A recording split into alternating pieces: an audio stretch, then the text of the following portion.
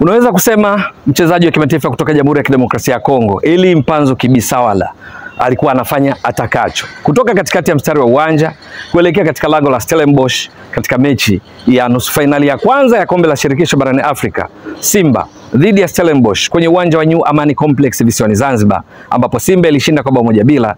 Mchezaji alionekana kuwa mwiba mchungu, hatari kweli kweli, mchezaji ambaye bila shaka kocha Steve Becker wa Stellenbosch na wachezaji wake wote kwenye benchi la ufundi watakuwa wanapasua kichwa namna gani ya kuweza kumdhibiti katika mechi ya marudiano itakayochezwa Aprili 27 kule kwao nchini Afrika Kusini. Ni huyu Elie Mpanzu Kibisawala. Ni kwa sababu gani?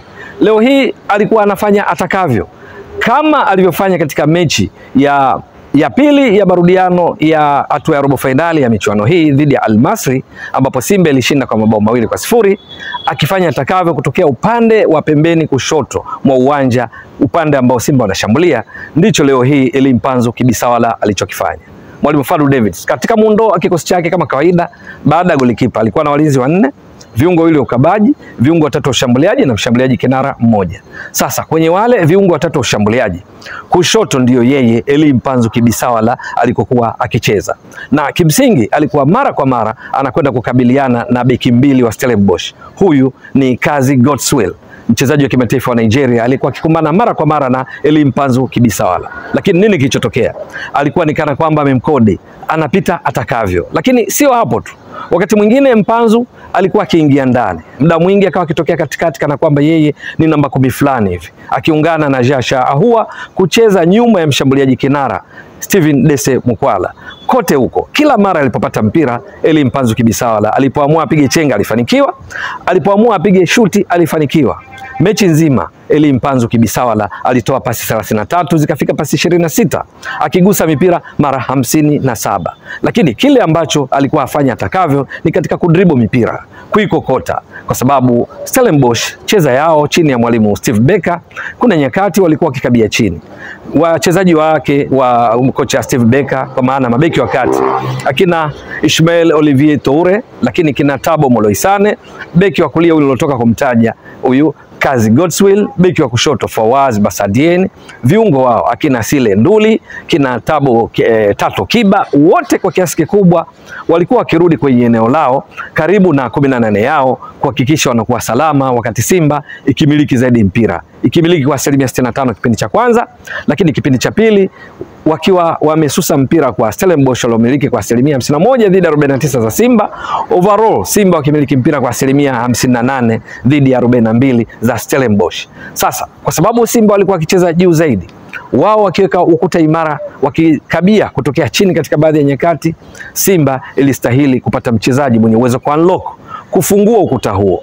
Leo hii ukimwondoa Kibu Dennis Prosper alikuwa akitokea upande wa kulia, upande wa kushoto na kati alikokuwa akiingia mara kwa mara, tunasema ku cut in, huyu Elie Mpanzu Kibisawala alikuwa anafanya atakavyo. Matukio yake katika dakika 90 zilizokuwepo uwanjani, alidribble, alikokota mpira mara 7 kuwafuata wapinzani na kuwavuka mchezaji mmoja baada ya mwingine. Akafanikiwa katika harakati zake hizo mara 5, ikiwa ni kiashiria cha namna gani alikuwa bora sana mchezaji huyu, mgongoni namba 34. Lakini hiyo haitoshi. Mpanzu Kibisawala alipiga mashuti mawili yote on target. Hakuna shuti lilokwenda nje, bali kuna shuti moja lilikuwa blocked. Kwa lugha nyingine alipiga mashuti matatu, moja limekuwa blocked, mawili yalilenga shabaha, lakini bahati mbaya kwake, bahati mbaya kwa Simba, mashuti hayo yote yaliangukia mikononi mwa kipa wa Stellenbosch. Hapa nazungumzia Oscarin Masuluke.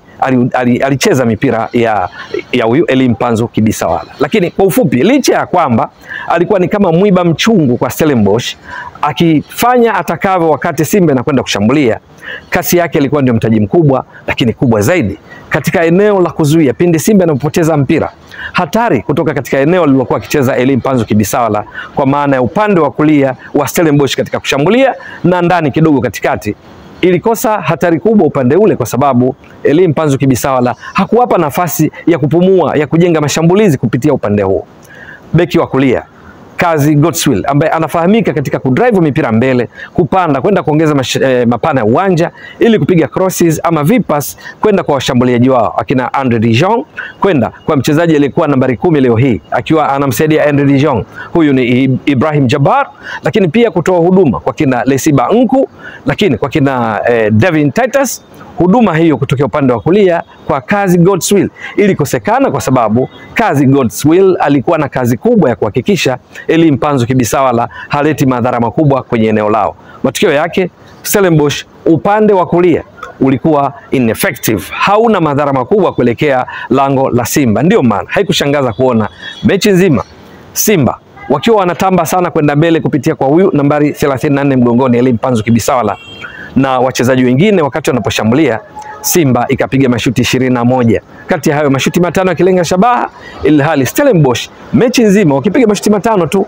kati ya hayo shuti moja tu likilenga shabaha, na haikushangaza kuona Simba wakiibuka na ushindi wa bao 1-0 ambalo pengine wakirudi kwenye eneo lao la mazoezi kwenye training grounds Simba, miongoni mwa mambo ambayo watajiuliza mara mbili wafanye nini ili kuboresha ni juu ya kutumia nafasi wanazojitengenezea, nafasi zinazotengenezwa na viungo wake wa ushambuliaji akiwemo Eli Mpanzu Kibisawala, kwamba wanufaike vipi na kipaji cha hali ya juu cha Eli Mpanzu Kibisawala, uwezo wake mkubwa wa kupiga chenga na kupasua ngome ya wapinzani.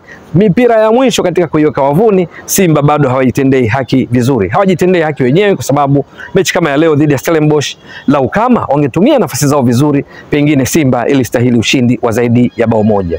Hata hivyo, matumaini ni kwamba kwenye mechi ya marudiano Aprili 27 kule Afrika Kusini, Eli Mpanzu Kibisawala ataendelea kuonyesha kiwango chake bora ili mwisho wa siku Simba wapate matokeo wanayohitaji na kwenda hatua ya fainali. Ikumbukwe Simba katika mechi ya marudiano, kwa sababu wana bao 1-0 ambalo wameshinda nyumbani kwenye uwanja New Amani Complex visiwani Zanzibar, mechi ya marudiano kazi yao kubwa itakuwa mosi, kuhakikisha wanapata ushindi wowote. Ikishindikana, sare yoyote hata suluhu inatosha kuwavusha hatua ya fainali, lakini pia kama ni kufungwa basi wasifungwe kwa tofauti ya mabao zaidi ya 1. Yani wafungwe 2-1, 3-2, lakini yasizidi bao 1 pindi mabao yakiwa zaidi ya 1. Kwa maana kwamba wakifungwa 1-0, kitakachofuata kwa kanuni za CAF itakwenda kwenye mikwaju ya penalty ambazo zenyewe kwa kawaida huwa hazina mwenyewe, ni 50-50. Lakini kujihakikishia zaidi, Simba inapaswa kupata ushindi ama sare, na hilo linaweza kufanikiwa endapo Eli Mpanzu Kibisawala ataendeleza kile alichokionyesha leo katika kutekeleza mpango kazi wa kocha Fadu Davids, na hatimaye wakaonyesha kiwango bora sana katika mechi nzima, isipokuwa eneo moja tu, kubadilisha nafasi kuwa mabao. Bila shaka wakiboresha eneo hili, ushindi ni dhahiri, tena yaweza ikawa ni ushindi wa zaidi ya bao 1, kwa sababu Simba wanatenza nafasi sana. Kufikia leo hii baada ya mechi dhidi ya Stellenbosch, Simba wameshapiga mashuti 159. Kati ya hayo yaliyolenga shabaha ni mashuti 44. Halafu mabao wamefunga 11 tu. Yani wanapiga mashuti 159 kufunga mabao 11, manake uwezo wa kubadilisha nafasi kwa mabao, goal conversion rate ni 6.9, around 7. Ni kiwango cha chini, kwa sababu katika kila mashuti 100 manake Simba wanafunga mabao 7, mashuti 93 yanakwenda nje. Hili ni eneo ambalo bila shaka wataliboresha, kwa sababu Simba wana qualities, wana ubora katika kila eneo. Ukiondoa eneo hilo la kuweka mpira wavuni, ni dhahiri kwamba kwenye mechi ya marudiano Simba watapata kile ambacho anastahili ili waende fainali, kuwapa furaha wana Msimbazi, kuwapa furaha wa Tanzania, kumpa furaha Amiri Jeshi Mkuu Rais wa Jamhuri ya Muungano wa Tanzania Dr. Samia Suluhu Hassan, makamu wake Dr. Philip Mpango, Waziri Mkuu Kassim Majaliwa Kassim. Hakika hilo linawezekana.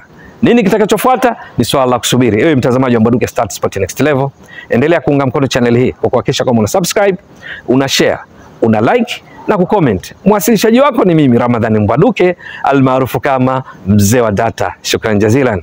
Bye bye.